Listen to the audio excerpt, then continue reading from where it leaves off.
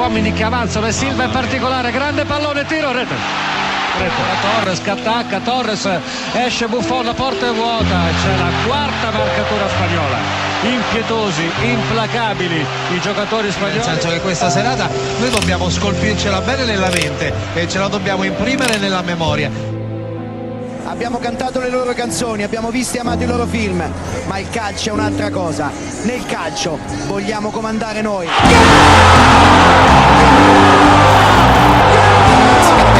C'è la possibilità del destro!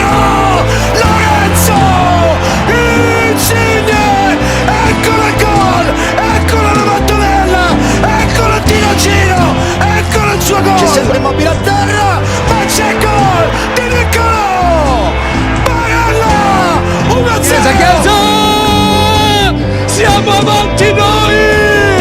Il figlio d'arte l'ha messo dentro col sinistro! Abbiamo dimostrato ancora una volta quanto il cuore di questo gruppo sia grande, il cuore degli italiani. Secondo palo, il pallone arriva! Gol! Materazzi! Gol! Materazzi! Lorenzo, il magnifico Insigne! Poi la palla fuori, Locatelli!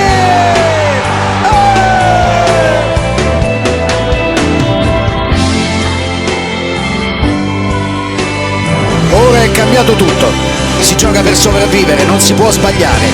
È cambiato tutto, cresce la posta, sale la tensione. Rispetto per tutti, paura di nessuno.